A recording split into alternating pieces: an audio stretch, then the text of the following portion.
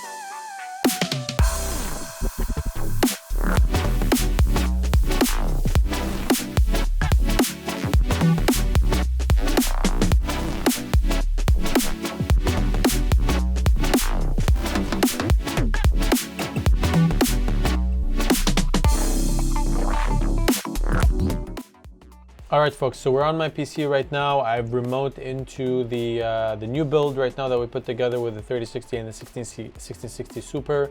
And we're gonna check if the 3060 is gonna hash at full rate and if there's gonna be any issue with the 1660 Super as well. So I've got my my driver. I've already installed it and I did a clean install, driver 470.05, and that's the developer driver that lets the 3060 hash at full hash rate. I also have the MSI afterburner, and we're gonna apply the undervolts and overclocks over here so that we can get the maximum efficiency out of these cards. Now, before I do that, I installed GPU-Z, which is pretty much a software or program that lets you know information about your card. It's telling me that my 1660 Super is a Hynix, and I already know the undervolts and overclocks for the Hynix memory 1660 Super. And the 3060 is Samsung, so I already know as well what overclocks and undervolts to apply to that. Let's start off with the 3060. My power limit is gonna be 75. My core clock is gonna be minus 200. My memory is gonna be 1080, and I'm going to set my fan speed to 80 as well, maybe 70. Let's start off with 70. We'll monitor the temperatures. As for my 1660 Super, I'm going to do 75, and because this is a Hynix memory, I know I just have to put the memory clock all the way down to minus 502, and then my fan speed, I'm going to put it to 70 as well, and we're going to apply it.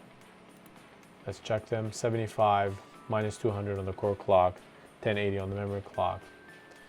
And then this one over here, 75 minus 502, and the fan speed is at 70.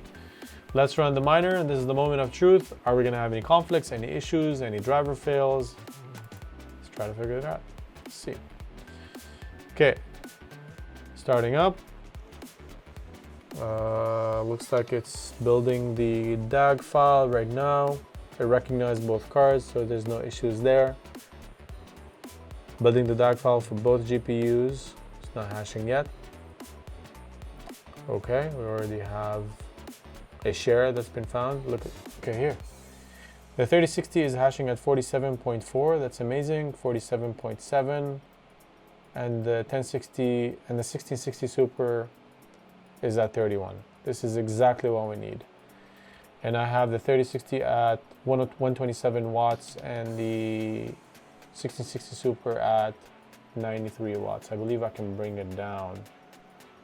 Let's try to do 73% on the for the 1660 Super. Or maybe 72. And let's see what happens. It's still at 31, and it's at 90 instead of 93, I believe. Still at 31.7. Wow, it's approaching 32. That's crazy. I've never had a card push 30, almost 32. Most of them have stayed in like the 31 range. And then the 3060 is roughly at 48. I'm quite happy with that. I'm gonna drop the 1660 Super even further in terms of power. I want it to be below 90. If I can get it to like 80, that'd be amazing. I don't want to push it to the edge right now and have it crash. So I think for the purpose of this video, I'm gonna stop it right here. And basically we've confirmed that a 3060 Super has a 3060, sorry, has no problem working with a 1660 Super on a motherboard that basically allows two 3060s to work. With the driver, the 470.05, and a motherboard that has two, X8, or it runs in dual X8 mode from a PCIe perspective. And if I put the dummy plugs into a 3060, then you will be able to have another card running at the same time. So I think that's it. I'm happy with the outcome of this video. If you guys have if you have a card and you're wondering, can I run a 3060 at the same time on it? This is your confirmation, as long as you meet all the criteria that are needed for a 3060 to work properly. Okay, so I hope you guys enjoyed this video. I enjoyed this new build. I'll probably put it in one of the rooms because I'm out of electrical capacity in the basement. I need to leave room for like future cards. Let me know if you have any questions in the comments. I hope you have a great day, and I'll see you in the next video. Take care. Bye-bye.